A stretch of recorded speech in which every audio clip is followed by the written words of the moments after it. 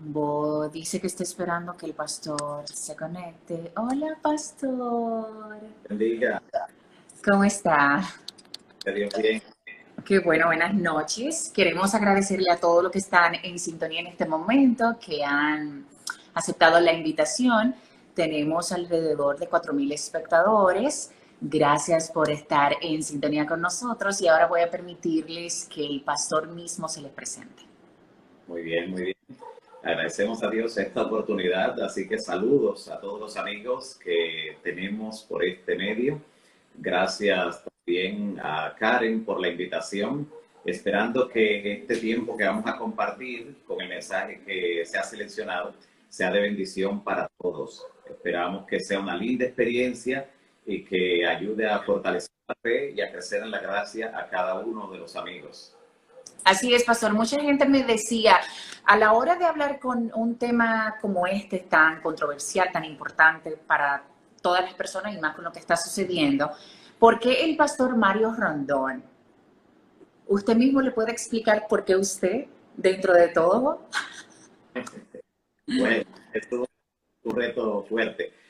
Bueno, tenemos por la gracia de Dios 30 años que recibimos el llamado a este camino profético y dentro de esos 30 años estudiando la profecía, tenemos ya unos 25 años llevando este estudio profético y en la predicación de las profecías, lo escatológico que se refiere a la profecía del tiempo del fin, no solo aquí dentro del país, sino a los 5 continentes. Y agradecemos a Dios que hoy tenemos la oportunidad por esta plataforma de llegar a cada amiga, cada persona que esté interesado en conocer acerca de en qué momento estamos ahora en la historia profética, en el reloj profético de Dios, dónde nos encontramos y qué podemos esperar ahora mismo a la vuelta de la esquina, de acuerdo a la luz que tenemos en la palabra de Dios.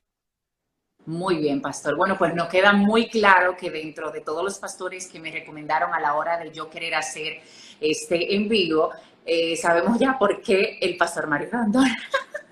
Entonces, pastor, cuéntenos qué tema nos va a traer en la noche de hoy para compartir con todos los espectadores. Bueno, esta noche, como ya muchos habían anticipado por el anuncio, tenemos el estudio del nuevo orden mundial.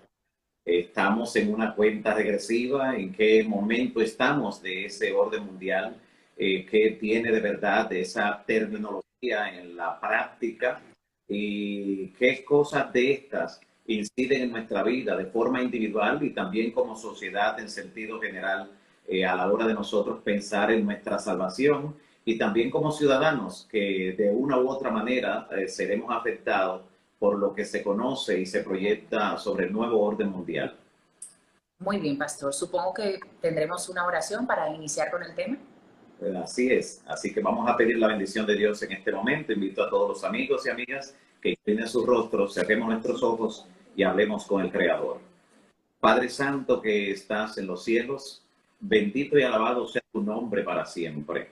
En esta hora, Señor, te agradecemos la maravillosa oportunidad que tenemos de estudiar este tema sobre el nuevo orden mundial, los desafíos que esto representa para el mundo y para cada persona en forma individual. Te ruego, Señor, que tu Santo Espíritu pueda traernos discernimiento, luz y pueda guiarnos a toda verdad. Bendice, Señor, este medio, esta plataforma a través de la cual se lleva este conocimiento a cada persona que ha puesto en su corazón el deseo de conocer más acerca de este tema y de prepararse para los eventos finales. En el nombre de Jesús. Amén. Amén. Estamos listos, pastor. Mire lo que tengo aquí. Estoy lista. Así que Bien, adelante. muy El escenario es todo suyo. una herramienta infalible. Pues la Claro. expresión nuevo orden mundial es una expresión que se usa para referirse a ese nuevo periodo de historia cuando se espera que haya una integración política global.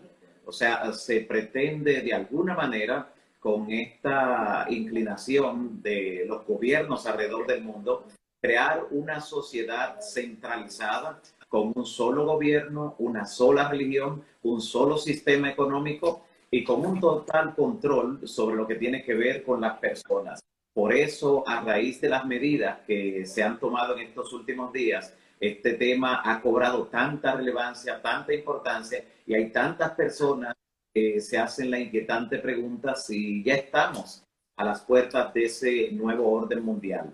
En el término popular, también se utiliza el término como base para algunas teorías de conspiración. Y en ese sentido, quiero hacer la diferencia. Las llamadas teorías de conspiración, que a todo en el mundo le ven un nexo raro, un lado oscuro, algo que no se conoce, algo que no se ha dicho, realmente son teorías que las personas viven elucubrando constantemente porque tienen en su ser el miedo de que no se le ha dicho toda la información, de que siempre hay algo que está bambalinas, y con ese temor las personas han creado teorías de conspiración a lo largo de la historia y sobre todo en los últimos 100 años. A día de hoy todavía hay personas que no creen que el hombre, por ejemplo, pisó la luna. Creen en teorías de conspiración donde piensan que ha sido un teatro, un drama, y así casi con todos los eventos que en el mundo tienen importancia, la gente elabora teorías de conspiración. Sin embargo, para el que cree en la palabra de Dios, las teorías de conspiración no tienen ningún valor. ¿Por qué? Porque las teorías de conspiración representan al enemigo como que está a lo oculto, como que no se sabe quién es el enemigo realmente. Y la Biblia, la palabra de Dios, delata, descubre al enemigo realmente, no lo deja en las sombras donde él quisiera actuar y atacar al pueblo de Dios y a cada persona sin que se dé cuenta. Dios delata todos los poderes del mal en la Biblia, incluyendo la triple alianza que en el tiempo del fin pues se une para conformar lo que conocemos y llamamos como el nuevo orden mundial. Sin embargo, aunque esta terminología ha sido usada y manoseada normalmente por diferentes líderes políticos desde hace 100 años, cuando estaba finalizando la Primera Guerra Mundial y se estaba conformando la llamada Liga de las Naciones, que fue el antecedente de lo que conocemos hoy como la Organización de las Naciones Unidas. Fue allí por primera vez que el presidente norteamericano para ese entonces ideó la terminología, la mencionó, crear un nuevo orden mundial. Más adelante terminaba la Segunda Guerra Mundial y se conformaba entonces sí la Organización de las Naciones Unidas, otra vez se retomó el tema. Pero cuando se le dio un poco más de seriedad fue ya en los 80, cuando el presidente George Bush y Mikhail Gorbachev, a raíz de la perestroika, ese cambio súbito que tuvo el comunismo en Rusia de manera especial y que barrió con todo el socialismo también en la Europa oriental, también utilizaron mucho esa terminología. Pero aunque ha sido utilizado por ellos, por los líderes políticos, no es sino en la Biblia donde esta terminología cobra un acento especial, un tinte ya diferente en lo que tiene que ver con la profecía bíblica, porque cuando hablamos del nuevo orden mundial, estamos hablando del establecimiento del sistema político religioso que la Biblia lo representa mediante el símbolo de una bestia o del anticristo. Y ya cuando hablamos de esa temática, para todo creyente es algo sumamente importante. En ese sentido, tenemos que ver entonces que como nunca en este momento histórico, la plataforma se ha colocado en el ambiente social en una forma expedita para lo que podría significar la implementación de un gobierno mundial, como lo vemos nosotros en el lenguaje de los gobernantes y en el lenguaje de algunos de manera particular. Por ejemplo, el ex primer ministro de Gran Bretaña, Gordon Brown, dijo apenas hace una semana que se necesita la formación de un gobierno mundial por lo menos de manera temporal para hacer frente al coronavirus y al desafío que esto representa a nivel global. Porque mientras se toman algunas medidas que son puntuales y efectivas en algunas naciones, otras pues dejan las puertas abiertas a veces, por así decirlo, y el contagio sigue aumentando de forma escalonada. Así que él sugiere, Gordon Brown, repito, un hombre de esa talla política, ex primer ministro de Gran Bretaña, que se necesita la conformación por lo menos de manera temporal. Y alguien a esta altura podría estarse preguntando, ¿qué de malo tiene que haya un gobierno mundial? Establecer algo de manera global, algo único, definido. Bueno, en la Biblia, el intento que tuvo la humanidad de hacer un gobierno mundial, de crear un sistema así, fue en la Torre de Babel. Allí dice la Biblia que conjugaron los hombres todos en la llanura de Sinar, lo que se conocía posteriormente como Mesopotamia, después como Babilonia, ahora mismo en la actualidad Irak. Y en esa llanura decidieron hacer una torre lo suficientemente grande que fuera el símbolo de la unidad mundial, de un gobierno global, un solo rey, una sola religión y un solo sistema económico. Y allí por eso vemos entonces en el libro de Apocalipsis el tema y la terminología de Babilonia sea tan recurrente. De hecho, Babilonia se menciona en Apocalipsis 6 veces. Y ese número va a ser importante cuando lleguemos a lo del 666. 6 veces. Ese número asusta un poco, pastor, porque aunque la gente no domine muy bien sobre las profecías, sí es muy famoso el 666. Sí, el número es tan atávico y su temor igual que estoy recordando ahora cuando entraba a la universidad, allá por el año 1988, que a un compañero de un grupo que fuimos becados simultáneamente, le dio la matrícula 47.666. Y yo nunca me había detenido a prestarle atención al número, pero él originó una discusión tan grande en la ventanilla de admisión allí en la universidad que captó la atención de todos, incluyendo la mía. Y yo dije, ¿por qué no quieres ese número? Y dice que es el número del anticristo. Y yo le dije, pero ese es tu matrícula, orden nada más que te... Y él protestó, no sé si por eso, pero solo lo vi un mes en la universidad, después no lo vi más. Eso sí sabemos, que es el número del anticristo. Eso sí lo sabemos. Sí, el número tiene alguna cosa interesante. Vamos a ver en un ratito, cuando lleguemos a esa parte de la revelación.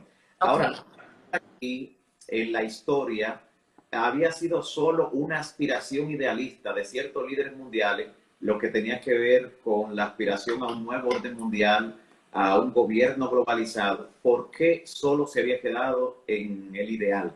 Bueno, así había ocurrido porque en este mundo, en condiciones normales, los cambios de paradigma no ocurren de la noche a la mañana. Cuando hablamos de paradigma, estamos hablando de manera básica, como nosotros explicamos todo lo que ocurre a nuestro alrededor, como nosotros le damos explicación a la realidad que está en el ambiente. Hace, por ejemplo, 2000 años atrás, lo que dominaba el mundo era el helenismo, la cultura griega, dominaba todo el concepto, era lo más avanzado que había llegado a la humanidad y todo se interpretaba con conceptos filosóficos. Sin embargo, cuando Cristo vino, dividiendo la historia en dos, provocó de golpe un cambio de paradigma, especialmente por medio del poder que acompañó la predicación de los primeros apóstoles. Eso llenó el mundo entero e incluso socavó los fundamentos del Imperio Romano como tal, que tenía otros sistemas de adoración y le impactó fuerte. Vemos cómo el apóstol Pablo llevó el evangelio incluso hasta la casa del César, de Nerón, que ya eso es hablar de palabras mayores. Así que eso provocó ese cambio poderoso de paradigma. Sin embargo, pasaron muchos años y de repente vino otro cambio. Toda la oscuridad medieval. En la Edad Media hubo un oscurantismo en todos los aspectos. El hecho de que un sistema religioso prohibiera la Biblia, persiguiera a los cristianos, hizo que se frenara el conocimiento en todas las áreas posibles. Prácticamente en la Edad Media no hubo descubrimiento, no hubo inventos muy escasos. Ya casi al final de esa época de oscuridad religiosa, cuando surge entonces la Reforma Protestante y le da de nuevo la Biblia a la gente, y como dice la palabra, lámpara es a mis pies la palabra. La luz llegó a la gente y eso produjo un sinnúmero de eventos, entre ellos lo que acompañó la invención de la imprenta, donde el primer libro que se imprimió allí en la imprenta de tipos móviles fue justamente la Biblia.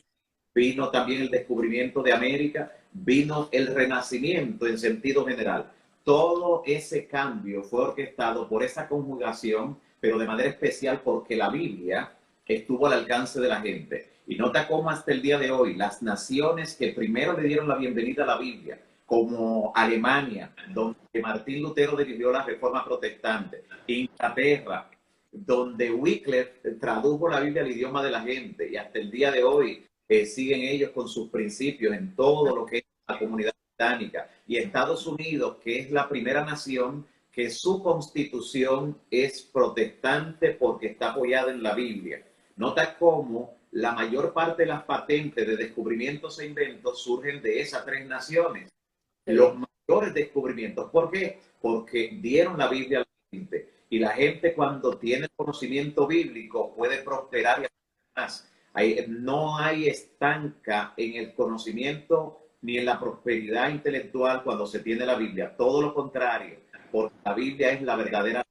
Ahora, cuando nosotros llegamos a este momento de incertidumbre, esta calamidad que ha sumido a cada persona y al mundo entero en sentido general, se han creado las condiciones para que haya un cambio de paradigma súbito, o sea, un cambio de ver las cosas y de aceptar la realidad, porque cuando la gente está sumida en temor, en pánico, llega a acuerdos, acepta cambios que en condiciones normales no lo haría. Cuando Es una verdad. persona está acorralada, ¿cierto? Totalmente de acuerdo. En pequeña escala y también en el sentido amplio. Cuando la gente está asustada y se siente acorralada, pasa por un momento temporario de incapacidad, de vulnerabilidad, de confusión, y es donde acepta cualquier límite que se le imponga. Nota cómo ahora la gente se ha recogido en el mundo entero. Y no solo el pánico se manifiesta en que la gente se ha acorralado en sus hogares, sino en el mismo hecho de que se siente un silencio sepulcral. Es difícil que en otras circunstancias, familia completa en una casa, no se escuchara la algarabía, música Muy ahí, difícil. celebrando por aquí. Sin embargo, ahora las personas, nadie le ha dicho tienen que estar en silencio, pero el temor y el pánico se ha manifestado en eso. ¿Y sabes qué nos llama la atención poderosamente? El hecho de que el Señor hace casi 2000 años anticipó este tiempo. ¿Lo anticipó, pastor, dice usted? ¿Anticipó el Señor Jesús 2000 años atrás este tiempo? Este pánico en el mundo. Nota cómo Interesante. dice en Lucas capítulo 21, versículo 26. En Lucas capítulo 1, versículo 26, el Señor dice que en este tiempo los hombres estarían muriéndose de temor y ansiedad por las cosas que vendrían al mundo. Nota, muriéndose, secándose los hombres por el miedo y la ansiedad de las cosas que sobrevendrían a la redondez de la tierra. Pero nota además entonces cómo algún cuadro en la sociedad se ha estado preparando para todo lo que hablamos sobre el nuevo orden mundial. Fíjate cómo al llegar a esta situación catastrófica de manera súbita, la sociedad actual ha salido a relucir el potencial que contiene lo que es la sociedad digital para crear un nuevo modelo de vida. Un nuevo modelo de vida es lo que ha surgido a través de la sociedad digital, el producto de esta situación que ha llevado a las personas a estar hacinadas o mayormente acorraladas, limitadas en sus hogares. Y es interesante entonces ver que el esquema apocalíptico presenta un escenario profético donde las bestias representan poderes políticos religiosos en el tiempo del fin, donde hay dos bestias en el libro de Apocalipsis capítulo 13 que representan esos poderes políticos religiosos, se reúnen a unos esfuerzos para implantar un nuevo orden mundial. Eso se describe en Apocalipsis 13 desde el versículo 1 al 11. Ese nuevo orden mundial está basado en unir al mundo en una sola religión y bajo un mismo sistema político y también económico. Vamos a encontrar en Apocalipsis 13 medidas políticas, ordenanzas, decretos y también en el orden económico. Por ejemplo, va a prohibir en algún momento comprar y vender al que no reciba la marca en la frente o en la mano derecha. Es una medida económica. Pastor, esto Sí. es literal, porque sí muchos dominamos la parte donde en el Apocalipsis se habla del chip que se pondrá en la mano derecha o en la izquierda. que su número simbólico será el de la bestia, el 666. ¿Es literal esto que en un tiempo pues no vamos a poder ni comprar ni vender si no aceptamos este sello de la bestia en nuestro cuerpo? Muy importante la pregunta. A veces la gente no ve la diferencia entre qué cosa es simbólica y qué cosa es literal. El aspecto del símbolo que se utiliza para describir el poder, o sea, que lo define como una bestia, eso es simbólico. Pero el actuar, la funcionalidad en la sociedad, eso es literal. O sea, cuando dice que va a vivir, comprar y vender, literalmente, porque estamos hablando de necesidades básicas. Nota cómo ahora lo que hace sentir a la gente en un nivel de aprehensión mayor es cuando no puede salir justamente a hacer provisiones y cuando de manera desesperada salir solo un día y ese día encuentra unas enormes colas en los supermercados, encuentra situaciones difíciles, pero justamente por eso. Hay otras cosas como ir de tiendas, ir a otras actividades deportivas. Hay otras cosas que el ser humano puede relegar y esperar. Pero cuando se trata de su sustento, por eso la Biblia enfatiza que ese sistema prohibirá comprar y vender. Y no se basará específicamente como piensan, porque de basarse en algo físico así, en algo físico y literal, la persona no se lo dejaría implantar, sería algo muy evidente. El enemigo no es tan poco inteligente para utilizar algo que sea tan evidente.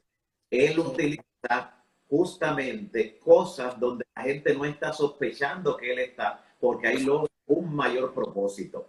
Así que por eso lo que tiene que ver con el comprar y vender definitivamente es literal. Okay. Mira, aunque las personas se le haga difícil a veces aceptarlo por la manera en que han vivido hasta ahora, aunque lo crean o no, estemos preparados o no, se está buscando establecer el primer sistema de gobierno mundial que haya existido jamás en la sociedad de las naciones. Eso está en carpeta, en planes, no son cosas secretas. Se buscará establecer autoridad total y control también sobre cada uno de nosotros en forma individual. Por eso la marca, que es todo un tema. Y al buscar establecer eso, pues se buscará lo que es el control total sobre las personas. Y eso incluirá lo que tiene que ver con el aspecto espiritual. Por eso el accionar del sistema político religioso. Por eso dice que todos adoren a la bestia o al anticristo, porque es un sistema religioso realmente. Y ahí está lo que las personas consideran como algo muy personal. O sea, está bien que me digan a mí cómo comprar, qué comprar, pero que me digan a quién adorar y cómo adorar. Y eso es algo muy íntimo, muy personal. Y hasta ahí va a llegar el atentado de ese sistema. Y claro, incluyendo lo que tiene que ver con los deberes y derechos ciudadanos, todas esas cosas serán afectadas, las familias, los empleos, la comercialización de bienes y servicios también, el dinero como tal, el sistema educativo, los símbolos patrios y hasta la religión, como hemos dicho, todo será poderoso y radicalmente alterado para siempre. Pastor. Nada de lo que la persona es actualmente o posee quedará sin ser tocado o afectado al crearse ese sistema de un nuevo orden mundial.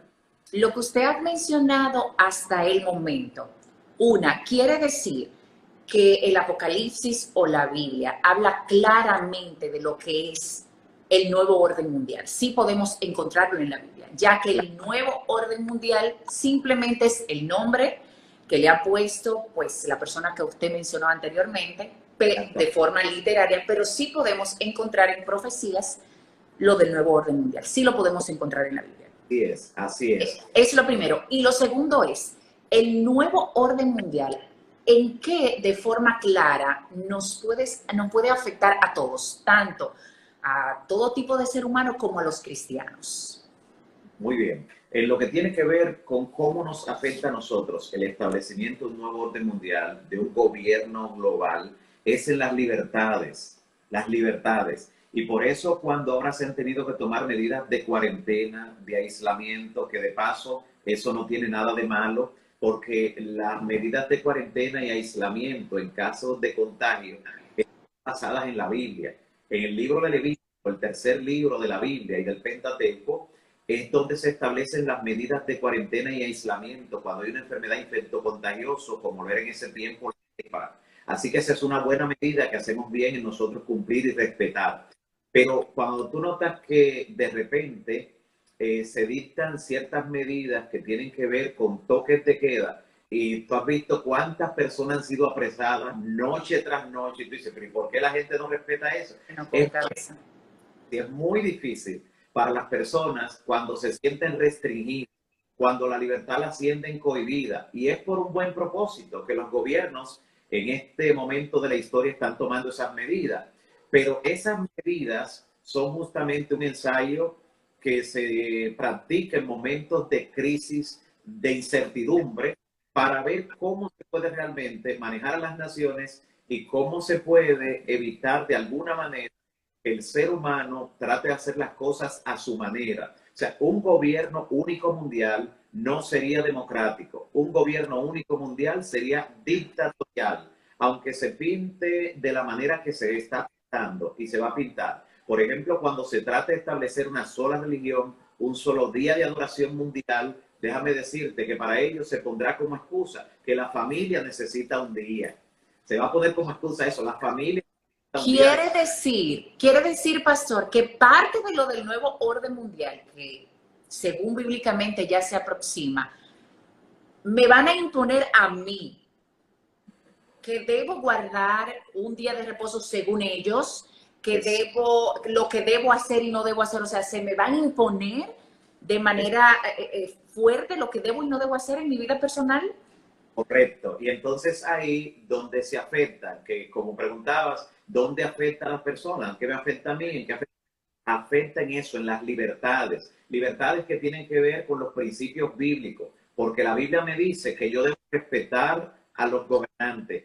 Pero cuando alguna disposición entra en contra de los principios divinos, la Biblia dice en el libro de Hechos que es menester obedecer a Dios antes que a los hombres. Y ahí al entrar en pugna una ley con la otra, ley de Dios con la ley del César, y Dios dijo, dad a Dios lo que es de Dios y al César lo que es de César. Pero cuando entran en pugna, es menester obedecer a Dios antes que al César, obedecer a Dios antes que a los. Entonces las libertades serán restringidas y claro, cuando haya amenazas, como lo plantea el libro de Apocalipsis capítulo 13, amenazas primero de restringir lo que es tu sustento, prohibiéndote comprar y vender, pero la Biblia asegura que Dios proveerá para nosotros, que no será necesario ni comprar ni vender, aunque lo tengan prohibido. Y cuando vean este gobierno mundial, en ese esquema, en ese nuevo orden mundial, que aún así el pueblo de Dios permanece fiel, que los hijos e hijas de Dios permanecen fieles, entonces ahí se dará un decreto de muerte. Ahí lo establece Apocalipsis 13, donde dice que mandará a matar a todo el que no la adorase. Y ahí entonces llegamos a cosas mayores, atentar contra la integridad personal por asuntos de conciencia, como tiene que ver con el plano espiritual. Así que sí afectaría lo que tiene que ver con un gobierno mundial en ese sentido. La Biblia anticipó con más de 2500 años todo el levantamiento y caída de los imperios hasta llegar al momento cuando se establece lo que conocemos como el nuevo orden mundial. Desde los días del profeta Daniel, el levantamiento y caída de Babilonia, seguido por Medo-Persia, luego el imperio greco-macedónico de Alejandro el Grande, luego el imperio romano, que fue sucedido posteriormente por la Roma religiosa, que duró dominando durante toda la Edad Media. Posteriormente, ante la caída, el golpe mortal que ese sistema por medio de la Revolución Francesa, entonces vemos que se levanta otra nación que la Biblia también la representa por una bestia, que es Estados Unidos de Norteamérica. Así que nota cómo en la historia profética podemos saber dónde estamos. Y la Biblia anticipa que esa bestia que representa a la nación norteamericana es la que le va a recuperar o entregar el poder, tema que en la parte religiosa tratará de cohibir las libertades, tratará de perseguir a aquellos que no se sujeten. Y mira qué es lo que ocurre. Muchas personas, incluyendo muchos religiosos en la cristiandad, muchos creen que el anticristo es un personaje ateo y es parte del Cuéntame engaño de eso, porque La gente sí me pregunta mucho, ¿es algo literal el anticristo? Podemos ver en el Apocalipsis que cuando hablan del nuevo orden mundial se refiere a una persona en específico o es... La gente está muy confundida con esto, pastor. Y muchas de las preguntas que yo recibía ayer era hablando específicamente de esto, de si nosotros podemos encontrar en la Biblia claramente a quién se refiere cuando hablamos de anticristo, de nuevo orden mundial. ¿Es una persona en específico? ¿Es un conjunto de personas, políticos, presidentes, países? ¿A qué se refiere, pastor? Muy bien, lo que tiene que ver con el anticristo, el término anticristo, que es un término griego, no significa literalmente en contra de Cristo, sino en lugar de Cristo. O sea, está definido, no es una persona, sino un sistema que se coloca en lugar de Cristo, queriendo tomar las prerrogativas de Cristo. Por eso dice Apocalipsis que es un poder que tiene un nombre de blasfemia. ¿Qué cosa es blasfemia? Hay dos cosas que se definen como blasfemia en los evangelios. Cuando el Señor Jesús le dijo a aquel paralítico, mira, tus pecados te son perdonados. Los fariseos que estaban allí dijeron, está blasfemando. ¿Por qué decían que estaba blasfemando? Ellos mismos lo dicen, dice, el único que puede perdonar pecado es Dios. Claro, en Cristo no era blasfemia, porque Cristo era 100% humano y 100% divino. En él. Entonces, cuando un poder, un sistema religioso aquí en la tierra pretende tener la prerrogativa de perdonar pecados, entonces se está colocando en lugar de Cristo, está colocando una blasfemia. Ahora mismo, el 27 del mes pasado, el 27 de marzo, se publicó una noticia grande donde decía que había un perdón, una indulgencia para todas las personas que habían pecado por causa del coronavirus, por si le tocaba morir, que ya tenían el perdón. O sea, nota cómo realmente temas en el mundo que se colocan en lugar de Cristo, queriendo pues sustituir lo que es la prerrogativa de Cristo. La Biblia dice que hay un solo mediador entre Dios y los hombres, Jesucristo hombre. A Él debemos clamar y Él intercede por nosotros. La otra característica que se define en los evangelios como blasfemia, en una ocasión Jesús dijo, el Padre y yo somos uno. Ante esa declaración que Jesús cuando la dijo fue como que detonó una bomba, los judíos reaccionaron. ¿Pero cómo se atreve a decir eso? Está diciendo que Él es igual a Dios, está blasfemando. Entonces, un ser humano, en el caso de Cristo no, repito, porque Él era también divino, pero un ser humano pretende ser igual a Dios y ya de hecho con la prerrogativa que toma de perdonar pecados, ya de por sí está sustituyendo en lugar de Dios, entonces también está cometiendo una blasfemia de acuerdo a la Biblia. Así que estamos hablando no de una persona. Una persona lo idealiza, por ejemplo, en películas, un personaje, un rey malo, un dictador malo, pero no. La Biblia no habla de una persona, la Biblia habla de sistemas, porque de hecho, dentro de todos los sistemas religiosos, independientemente de la creencia, de que puedan estar en consonancia con la Biblia, en cada sistema religioso, en cada iglesia, hay hijos fieles de Dios que le están buscando de todo. Así es. Lo dice Cristo en el Evangelio según San Juan, capítulo 10, versículo 16. Jesús dice, también tengo otras ovejas que no son de este redil, o sea, no pertenecen aquí, las cuales me conviene traer para que haya un solo rebaño que siga un solo pastor. Qué bendición saber que Dios tiene hijos fieles en todos los cuerpos religiosos que cuando descubren la verdad no se resisten a aceptarla, porque Dios pasa por alto los tiempos de la ignorancia, dice la palabra en Hechos 17:30, pero después que conocemos la verdad, entonces el pecado es de aquel que sabiendo lo bueno, no lo hace. Así que cuando la verdad impacta a alguien que esté en uno de esos cuerpos, de esos sistemas religiosos, la Biblia lo enfoca como los que van a protagonizar los últimos eventos, tendrá el conocimiento de la verdad, abandonará el error, porque esos gente están buscando a Cristo, no una iglesia, no un sistema. Y cuando descubren la verdad dicen, Dios me habló, el Espíritu Santo me ha iluminado. Sumamente importante en ese aspecto. Ahora, o sea que nos queda muy claro cómo reconocer el anticristo de la que las personas tanto preguntan y tanto hablan. Usted nos dio las características y con eso es más que suficiente para darnos cuenta a conciencia propia de quiénes están haciendo pasar por Cristo en la tierra. Exacto, y no solo eso, no solo esa, la Biblia da otras características que prácticamente es dibujarlo, prácticamente lo que hace es dibujarlo. Por ejemplo, la Biblia se le llama este poder religioso que representa el anticristo, se le define de una manera muy especial. Se le llama también el hombre de pecado. ¿Qué cosa es pecado? Es transgresión de la ley. Entonces, está refiriendo a un sistema que ha enseñado a transgredir la ley. Ya en Daniel 7:25 dice que este poder pensaría en cambiar los tiempos de la ley. O sea, enseña 10 mandamientos que no son exactamente iguales, tienen modificaciones, tienen cambios y tienen también algunos que se le han anulado. Y todo eso es una característica que presenta la Biblia. Ahora, ¿por qué un sistema religioso? ¿Por qué no un sistema ateo? Quiero llamar su atención a lo siguiente. Nunca los enemigos de la iglesia, nunca los enemigos de los cristianos, nunca han sido los ateos. Los enemigos de los cristianos han sido los religiosos. ¿Quién mató a Abel, por ejemplo? Abel fue la primera persona que murió en el planeta Tierra y no murió en un atraco. ¿Saben qué murió? Murió después de un acto de adoración y murió en manos de un religioso, de su hermano que acababa de presentar una ofrenda. Entonces, nace Abel, que era cristiano porque ofreció un cordero que representaba a Cristo.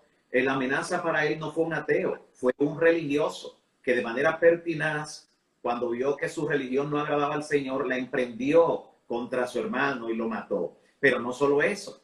¿Quiénes fueron aquellos que echaron a los 3 jóvenes hebreos en el horno de fuego en el tiempo de Babilonia? ¿Fueron gente atea? No. Gente tan religiosa que acaban de levantar una imagen de oro. De paso, la medida, la Biblia la da. Dice que son 60 codos de alto, 6 de ancho. Ahí está el 66 otra vez. De paso, sí, los babilonios en la historia universal dice que fueron los creadores del sistema hexadecimal, cuya base es el 60. Así que 60 codos de alto. Ellos fueron echados por su fe al horno de fuego y el Señor lo libró milagrosamente. Pero fueron gente religiosa. ¿Quiénes entregaron a Cristo para ser muerto? Fueron gente religiosa. Gente tan religiosa, que andaba 2 veces a la semana. Gente que andaba tan larga que le cubría todo, que hacía largas oraciones para ser escuchado. Y en la Edad Media, ¿quiénes fueron que asesinaron a más de 50 millones de creyentes? ¿Fueron ateos? No. Fue un sistema religioso. En nombre de la religión se sacrificaron más de 50 millones de víctimas, incluyendo por medio de un tribunal religioso, el santo oficio de decisión, que de santo solo tenía nombre. ¿Cuántas personas perseguidas y masacradas? Y en el tiempo final, ¿quién dice la Biblia que es que va a perseguir a los creyentes que sean fieles a los mandamientos de Dios? No un poder religioso. Un poder religioso. Por eso pide que lo adoren, porque es un sistema religioso. Y entonces, la Biblia le llama también a ese sistema el hijo de perdición. Así le llama el apóstol Pablo en Segunda de Tesalonicenses capítulo 2. Le llama hijo de perdición. ¿Por qué ese nombre es importante? Porque hijo de perdición solo le llama al anticristo y a Judas. Judas y Cristo. Eso significa que Judas y el anticristo tienen algunas características comunes. ¿Cuáles son? Bueno, Judas pretendió ser un seguidor de Cristo y engañó a todo el mundo hasta el final. El sistema del anticristo pretende ser un seguidor de Cristo y va a engañar a prácticamente toda la gente hasta el final, igual que Judas. Pero Judas también era el que llevaba el dinero, dice, la bolsa de dinero, la cargaba. Era el que manejaba el dinero. ¿Y sabe lo que dice la Biblia? Que con la excusa de que tenía interés en los pobres, recuerda cuando la mujer le echó perfume caro a Jesús y entonces dijo, eso pudo haberse vendido. Nota que cuando una gente protesta por algo que se le está ofreciendo al Señor, como de que es mucho que se le está dando, hablo solo. El problema es el que está cuestionando, no el adorador que le está dando al Señor todo lo que quiere. Y entonces dijo, es que eso se podía dar a los pobres. ¿Sabe la respuesta de Cristo? A los pobres los tendréis siempre con vosotros. Ese sistema político religioso en el mundo, ese sistema religioso, igual que Judas, pretende que se interesen los pobres. cuando hay una catástrofe como esta, cuando hay un terremoto, cuando hay un huracán devastador, ese poder sale diciendo que los gobiernos que envíen ayuda, pero tú nunca vas a ver una ayuda rotulada con el nombre de ese sistema, porque igual que Judas, pretende tener cuidado de los pobres, pero realmente se queda con el dinero, con la riqueza. Es un poder muy rico.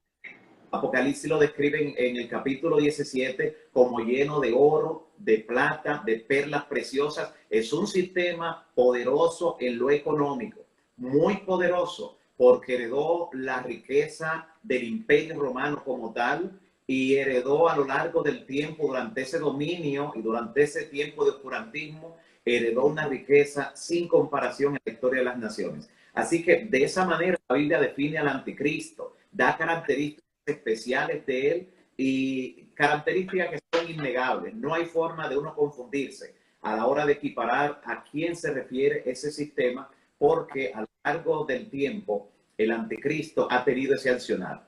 Y hay una característica más, antes de posiblemente concluir con lo del 666. La otra característica que da del anticristo, y este es sumamente importante porque aunque al anticristo de él se habla en muchos lugares de la Biblia, hay un solo pasaje de la Biblia donde se llama anticristo. Y es en Juan, sí, Primera de Juan. En los otros lugares se le llama el cuerpo pequeño, el hombre de pecado, el hijo de perdición, la bestia. Pero en Primera de Juan, y qué bueno, porque Juan, la carta, es el mismo que dice, él sabe lo que estaba diciendo. Primera de Juan, capítulo 4, en el versículo 3, dice que el anticristo no cree que Jesús vino en carne cuando vino. Y uno diría, ¿cómo que no? Todo el mundo sabe que él vino como un hombre. Interesante. Nosotros sabemos que Jesús era hijo real de José, porque Jesús fue concebido por obra del Espíritu Santo. Así que ser un ser humano de carne, ¿lo heredaba de quién? De María. Porque fue la bienaventurada Virgen María quien lo tuvo en su vientre durante 9 años. Así que heredó la carne, pues, ella.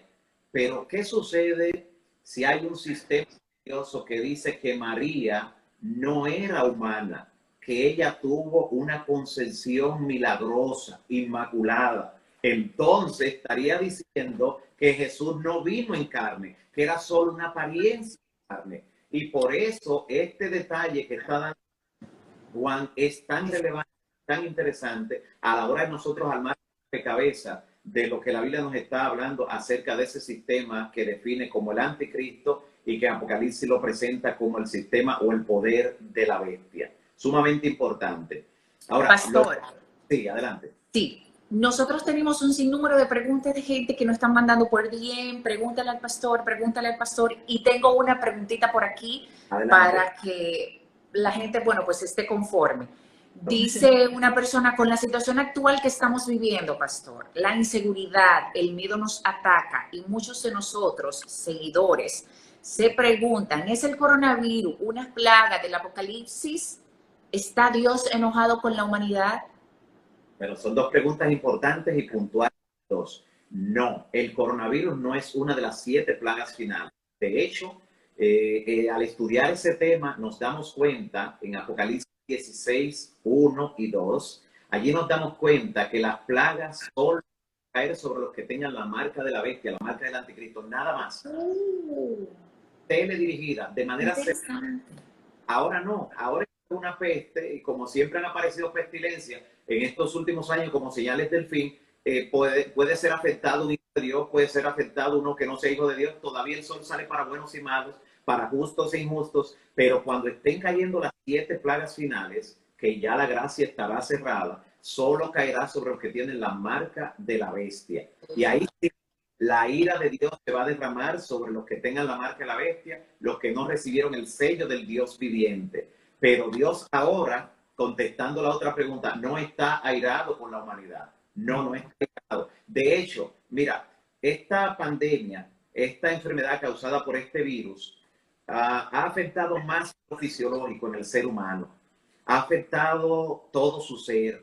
La gente está en una situación de shock y a raíz de toda esta situación podemos imaginar cómo Dios los mira con amor. Porque mucha gente en medio de esta crisis, en medio de toda esta incertidumbre en que ha asumido el coronavirus el mundo, hay gente que ahora se ha acercado a Dios, se ha interesado por su vida espiritual. Y entonces, en ese sentido, todo lo que nos hace sentir una necesidad de Dios es una bendición. Así que todo obra para el bien. ¿Qué podemos sacar de beneficio de todo esto mientras pasa, mientras desaparece esta virulencia? Bueno, que mucha gente está buscando de Dios y se va a preparar para cuando llegue ese momento de las plagas que mencionaba la pregunta, la persona puede estar del lado correcto, tenga el sello de Dios y no la marca de la bestia. Dice la Biblia en Apocalipsis 13:8 y 17:8 que los únicos que no recibirán la marca son los que tengan su nombre inscrito en el libro de la vida. Perfecto, pastor. Otras personas nos preguntan por aquí, ¿cuáles son las señales? Porque mucha gente dice, ya se está acabando el mundo, bueno, pues todavía tienen que cumplirse profecías, no, que todavía le quedan, no, que hace mucho tiempo dijeron que el mundo se iba a acabar y no se ha acabado. Entonces, hay una persona que me pregunta, ¿cuáles son las señales de la segunda venida de Cristo y qué tan cerca está? Muy buena pregunta. La respuesta está en Mateo 24. En Mateo capítulo 24 presenta un listado completo. Y entonces Jesús, cuando menciona que habrían guerras, rumores de guerra, pestilencia, y ahí es donde se marca el coronavirus, pestilencia, hambre y terremotos en diferentes lugares, tenemos que percibir que ha habido un aumento en la intensidad, la frecuencia en que ocurren cada una de esas señales. O sea, nadie puede hacerse el ciego y decir, no, esto siempre ha ocurrido. No, lo que está ocurriendo no tiene comparación en la historia de las naciones, en la historia de la humanidad.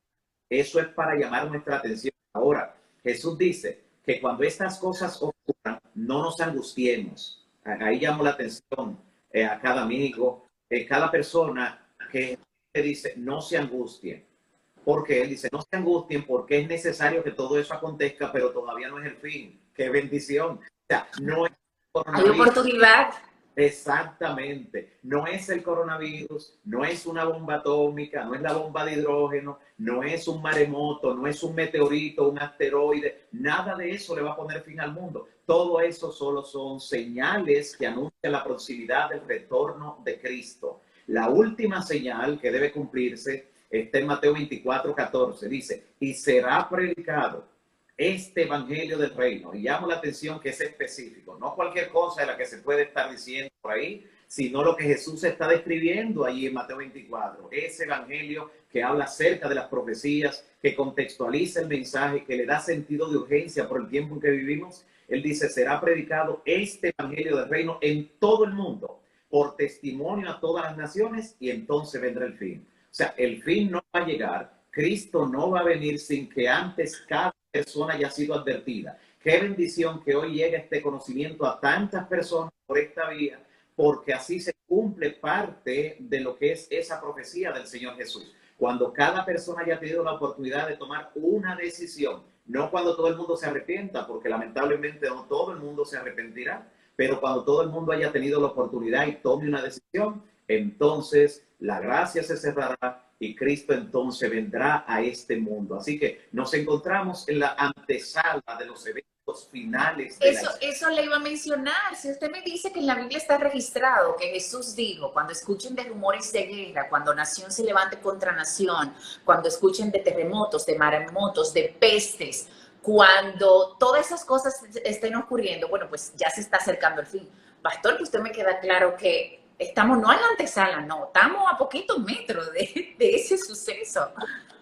Así mismo es, así mismo es. En la imagen que vio Daniel, o que describió Daniel del sueño de Nabucodonosor, del capítulo 2, donde está la historia de las naciones completa, o sea, Dios le dio un sueño donde estaban todos los reinos y al final estaban ya los pies estaban las naciones divididas buscando unirse, que es el intento de la globalización. O sea, después que se inventó el Imperio Romano, después que las naciones de Europa se dividieron y se exportaron al mundo con el descubrimiento de América entre las islas del Pacífico, después que el mundo se fragmentó, han habido muchos intentos de volver a unificarlo. Carlos V, Magno, Napoleón Bonaparte, Adolfo Hitler, la que es la Comunidad Europea, que hizo un trabajo muy serio.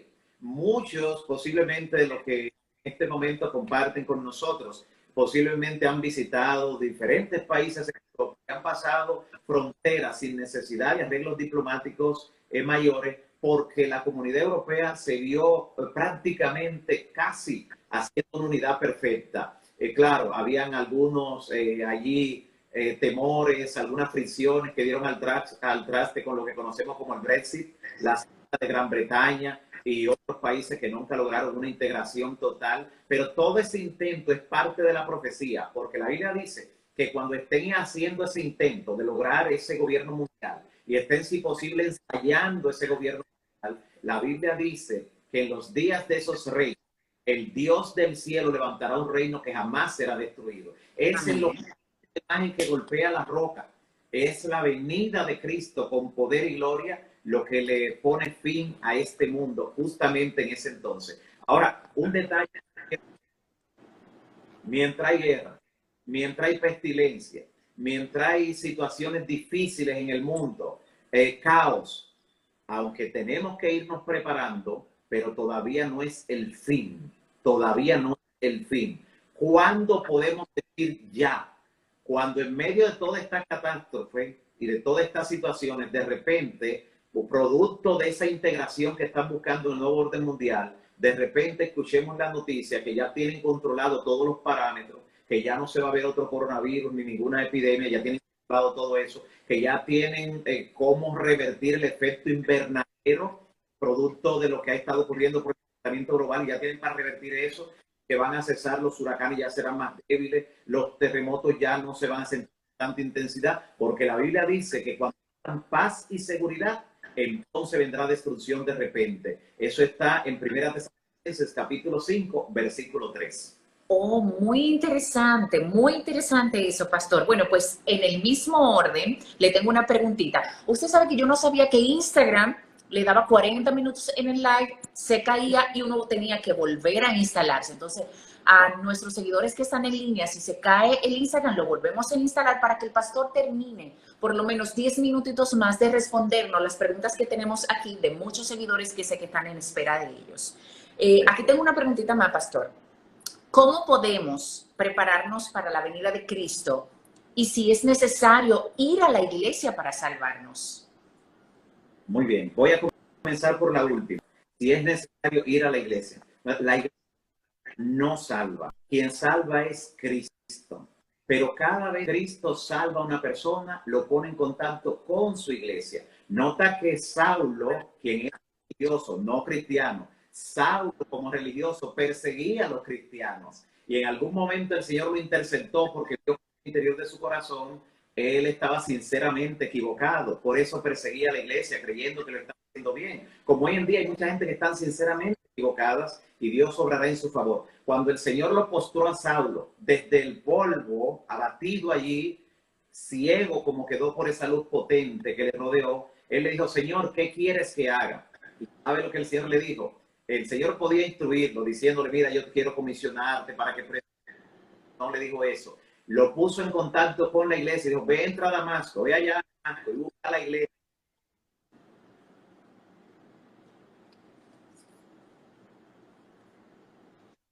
El Señor pone en contacto con la iglesia a los que han de ser salvos. Aunque el que lo salve Cristo, la iglesia es el cuerpo de Cristo.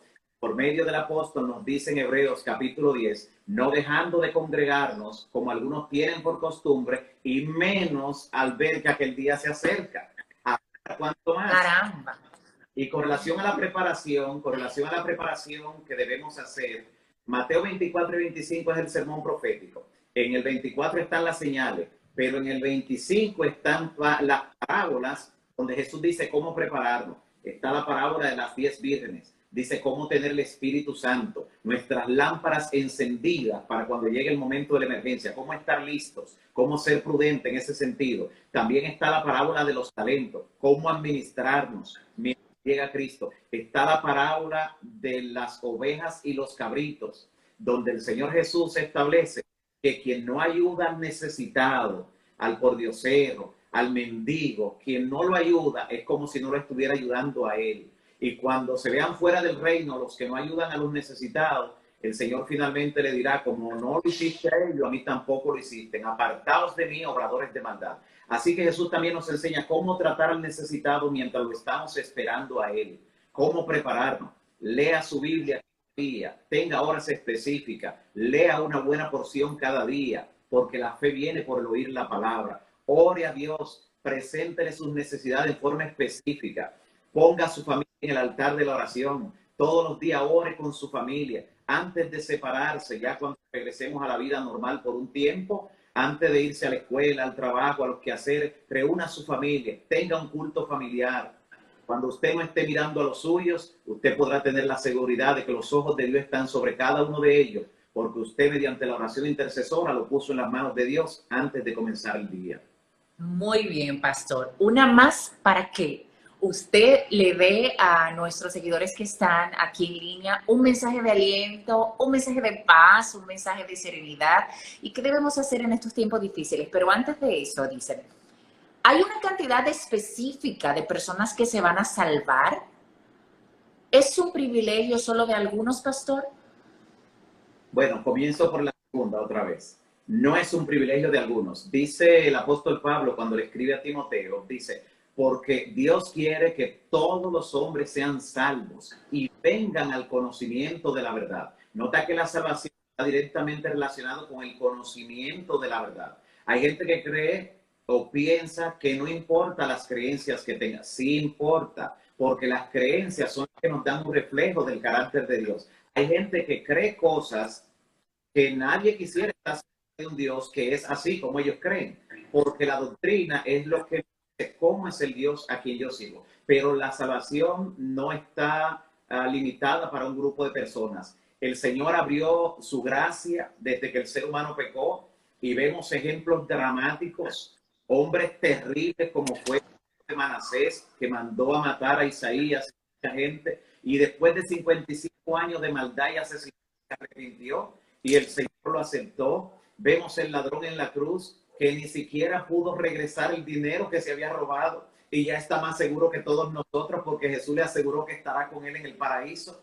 Vemos también a Saulo, que fue el responsable del nacimiento de Esteban y se convirtió en el gran apóstol Pablo. Será una sorpresa de paso para Esteban en el reino de los cielos cuando se encuentre con ese, porque cuando se arrepintió ya estaba muerto. Esto hace el Señor por el pecador. Todos tienen oportunidad, nosotros solo tenemos que aceptar la salvación y como parte de esa aceptación, entregar nuestra vida a Cristo, nacer de agua y de espíritu del bautismo, porque el que creyere y fuere bautizado, ese será salvo.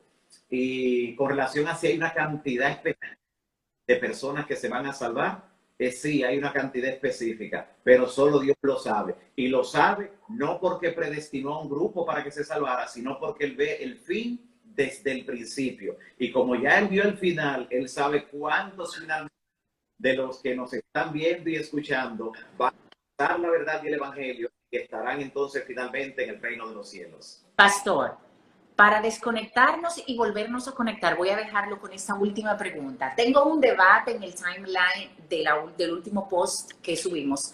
Es acerca de que el Apocalipsis menciona 144,000 los salvados, 144,000 que van al cielo. Tengo unas personas ahí diciendo, no, pero lee este capítulo, no, pero lee el otro. Entonces, de ahí surge la pregunta de los seguidores, si son solo 144,000 que se van a salvar, ¿o qué? Entonces, vamos a desconectarnos y volvemos a conectarnos. Terminamos. Sí, están conectados. Perfecto. Pastor, 144,000 los salvados según el Apocalipsis, según lo que me cuentan los seguidores.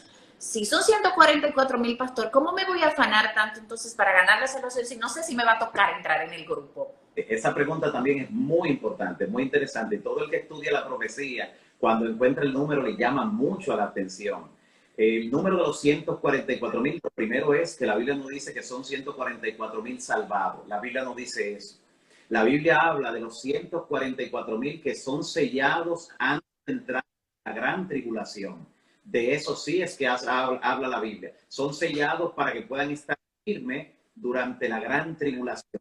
Y es un número simbólico. El contexto donde está este símbolo, incluso dice que son de las tribus de Israel. No dice que son dominicanos, japoneses, americanos, europeos. No dice que son de la tribu de Israel. ¿Por qué? Porque aunque no existen la mayoría de esas tribus, cada tribu tiene una representación de lo que es su característica. Cada tribu tenía una característica específica. El nombre tiene un significado que representa algo, una característica, un tipo de personas. Por eso habla de 12,000 sellados de cada una de las tribus. Ahora ya no es el Israel nacional, es el Israel de Dios. Todos los que son de la fe de Cristo, dice Gálatas 3:27, todos los que son de Cristo son descendientes de Abraham. Somos descendientes de Abraham, todos los que hemos dado a Cristo. Entonces, somos más judíos, más israelitas que viven allí en Palestina, porque los que rechazan a Cristo ya no son contados como verdaderos israelitas, sino aquellos que se han unido mediante Cristo, que es la simiente de Abraham prometida. Así que el número es simbólico y es el número de los sellados que representa. ¿Por qué 12? Porque el número 12 representa a la iglesia.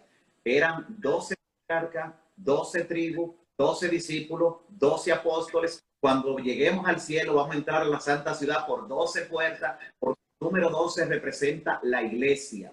El 12 la iglesia, el 11 al remanente. Por eso de las 12 tribus se perdió uno. De los 12 discípulos se perdió uno, porque 11 representa el remanente fiel, los que quedan fieles hasta el final. Pero el 12 representa a la iglesia en su totalidad. Así que el número es simbólico. No teman, que tan pronto salen de la tribulación, lo mismo que son sellados, dice Juan que ahora vio un número que nadie lo podía contar, de toda nación, tribu, lengua y pueblo. Y son los mismos que fueron sellados. Lo único que quería destacar, la característica por la que fueron sellados todos ellos. Vaya, qué importante, porque me tenían loca, pastor. Entonces yo misma entré en razón y dije, espérate, papá Dios, entonces tú vas a ser injusto si solo son 144, porque con tantos millones de personas en el mundo, quién sabe si me tocará colita o no. pero bueno, me alegra mucho saber que los 144,000 es un número simbólico y de la forma como usted lo explicó, con los textos bíblicos, pues sé que a todos nosotros y a los seguidores que están en sintonía nos queda bastante claro. Pastor, ¿algo más que quiera añadir con respecto al tema? Claro que sí. No quiero dejar el detalle del 666, porque a mucha gente le quedaría esa palpitante inquietud si dejara lo que tenía que ver en lo que tiene que ver con el 666, con la marca de la bestia. No tiene que ver con un microchip que será insertado, no tiene que ver con nada de eso. La bestia y el sello de Dios tienen que ver con obediencia y desobediencia. Por eso, en contraste con lo que reciben la marca en la frente o en la mano derecha, la Biblia dice, con relación al otro grupo, a los que se mantienen fieles, dice Apocalipsis 14:12, aquí está la paciencia de los santos, los que guardan los mandamientos de Dios y tienen la fe de Jesús. Son los que están en contraposición con los que tienen la marca. Dios tiene un sello, una señal. El libro de Ezequiel, capítulo 20, versículo 20 y versículo 12, dice cuál es la señal de Dios para su pueblo. Ezequiel, capítulo 20, versículo 20, o sea, 20:20, para que no se olvide. Ezequiel 20:20 dice cuál es la señal de Dios para su pueblo. Y entonces, cuando hablamos de la marca, estamos hablando de que el diablo intentó falsificar la señal de Dios, pero lo que le salió fue una marca. Una señal es algo que indica claramente, pero una marca es cualquier cosa. Así que la marca falsificación de la señal de Dios que está contenida en Ezequiel 20:20 y Ezequiel 20:12. A eso se refiere la marca. ¿Por qué en la frente y en la mano? La frente es el asiento de los pensamientos, donde a ti te convencen, en la convicción. Hay gente que va a recibir la marca, o sea, va a obedecer a la bestia y va a aceptar la adoración del sistema porque va a ser engañado. Los que están engañados porque tuvieron una ignorancia voluntaria, o sea, Dios pasa por alto los tiempos de la ignorancia, pero no cuando es voluntaria. O sea, hay gente que no tuvo acceso nunca a la verdad. Dios no lo culpa por eso y Dios obrará en favor. Pero hay personas que tuvieron la oportunidad de conocer la verdad, de buscarla, de aceptarla, pero la rechazó. Y esa ignorancia voluntaria los va a llevar a recibir entonces la marca en la frente. O sea, por convicción la van a recibir. En la mano, la mano es símbolo de acción, es símbolo de actuación. Hay gente que conoce la verdad, la está conociendo, pero por miedo a salir de la zona de confort, cuando venga el establecimiento del orden mundial, del gobierno del anticristo, hay gente que por miedo a ser perseguido, por miedo a todas las limitantes que habrá, por miedo a que su fe sea aprobada, hay gente que va a aceptar la marca. Eso ya no lo harán por convicción, porque esos conocen la verdad, pero lo harán por conveniencia. Y esos son los que lo van a recibir en la mano. Así que lo de la mano y la frente es un símbolo, no es visible. Si fuera algo visible, un tatuaje, un microchip, nadie se lo dejara poner, o muy pocas personas, que fuera algo muy evidente. Hay muchos hermanos de iglesias, de diferentes iglesias, que mandan muchas informaciones acerca de que, miren, ya se está acabando el mundo, crearon el microchip que va en la mano. Bueno, tengo una amiga que me dijo, esta es la pregunta que quiero que le hagas al pastor. Sí. ¿El microchip que van a instalar debajo de la piel es literal o no? Y bueno, pues a usted ya lo ha contestado, no es simbólico también. Mira, pudieran hacer un ya sea para la identidad, ya sea para revertir algunos efectos de algo en el organismo, para cualquier cosa.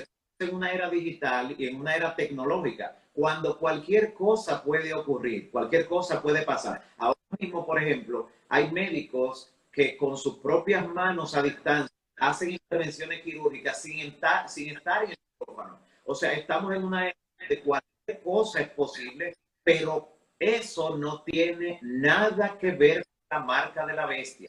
No es más que un distractor. El enemigo lo ha puesto para distraer la atención y captar el interés de las personas y que no logren ver la verdad que se esconde detrás de eso. No es interesante.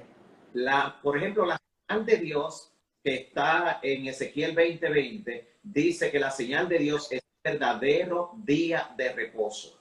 O sea, hay al distintivo. Y una señal es algo que a la distancia tú lo decís, tú lo ves. Y Dios dice, esa es la señal para que sepan que yo soy Jehová que los santifica. Espérese, pastor, que yo sé que hay mucha gente que en este momento, espérese, pastor, espérese despacio. ¿Quiere decir usted que la señal entre el pueblo de Dios escogido, de lo que menciona tanto la Biblia que van a ser perseguidos, usted dice que es el día de reposo?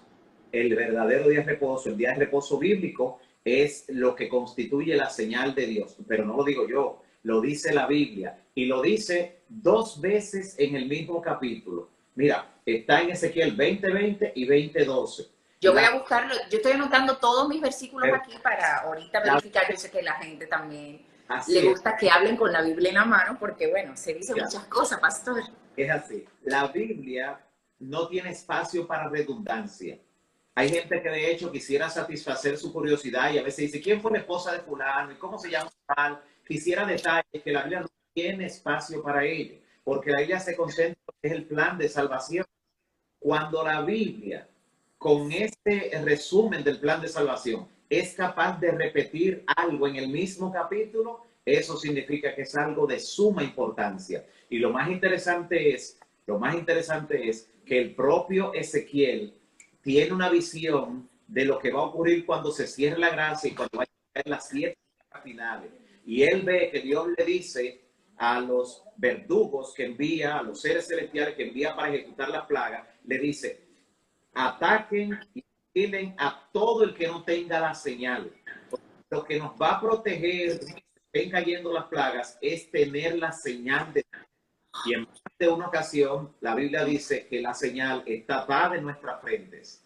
Yo busqué Ezequiel 20:20, como usted me dijo, o nos dijo, y dice claramente, y santificad mis días de reposo, y sean por señal entre mí y vosotros, para que sepáis que yo soy Jehová vuestro Dios.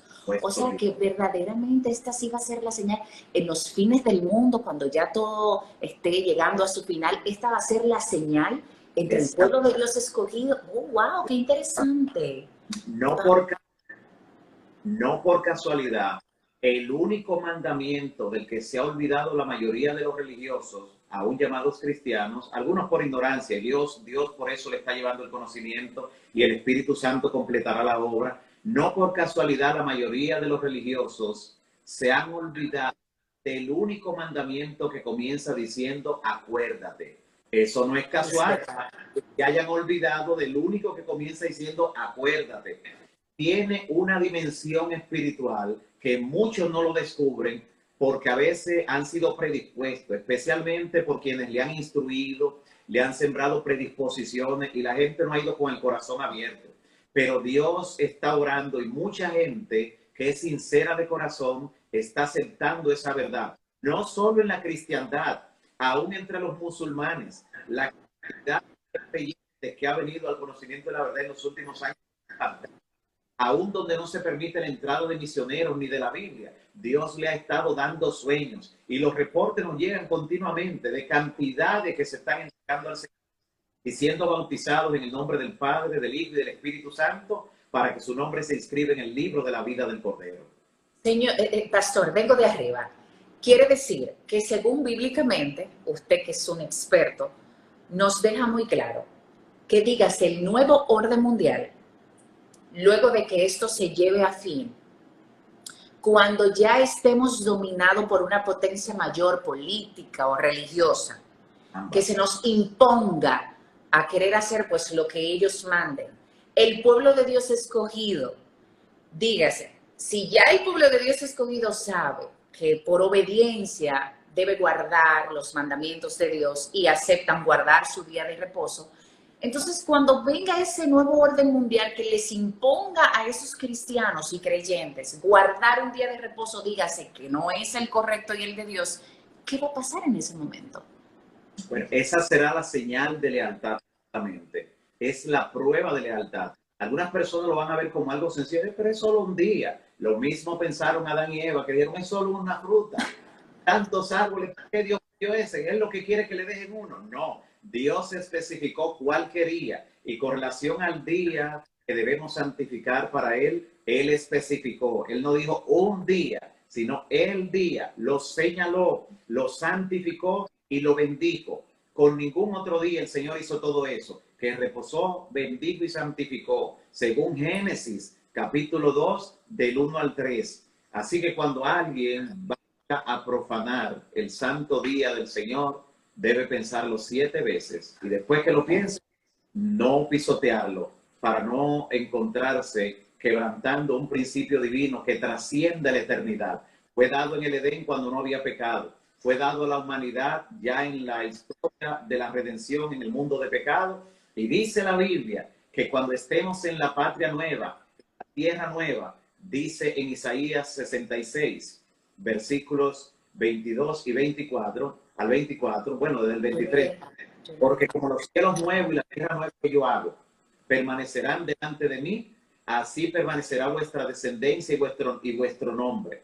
Y será que de mes y de sábado en sábado vendrán todos a adorar delante de mí, dice Jehová.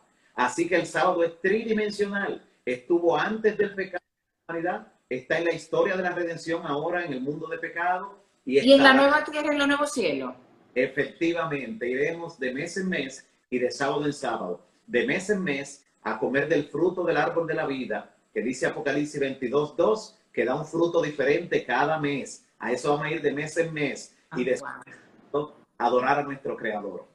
Wow, o sea que, bueno, me queda bastante claro. Estos son temas, pastor, muy profundos. Yo espero que usted no se me pierda, porque yo sé que la gente se va a quedar con muchas incógnitas y vamos a seguir recibiendo muchas preguntas porque una cosa va trayendo la otra. Y bueno, el estudio de la Biblia es bastante amplio.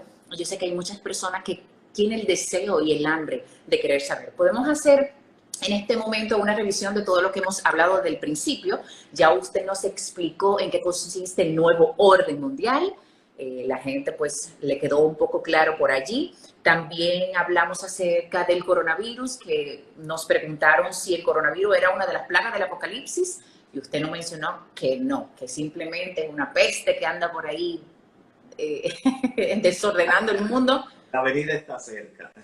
La venida está cerca, pero que el coronavirus no es una de estas de las pestes que menciona el Apocalipsis. No lo es, señores.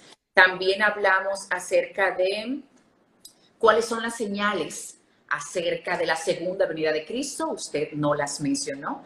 Cuando estas cosas entonces sucedan, pues entonces sí ya vamos a estar a la puerta. El día y la hora, pues menciona la Biblia claramente que no la tenemos, ni siquiera los ángeles del cielo, pero sí nos dejaron, bueno, pues algunas cosas para que sepamos. Hay un versículo en la Biblia que menciona, me parece bastante interesante porque se parece un poquito a mí en mi forma de ser cuando lo leí, y es que dice, y creo que fue el mismo Jesús que lo dijo, cuando va a llover, ustedes ven que está nublado y dicen, mira, va a llover.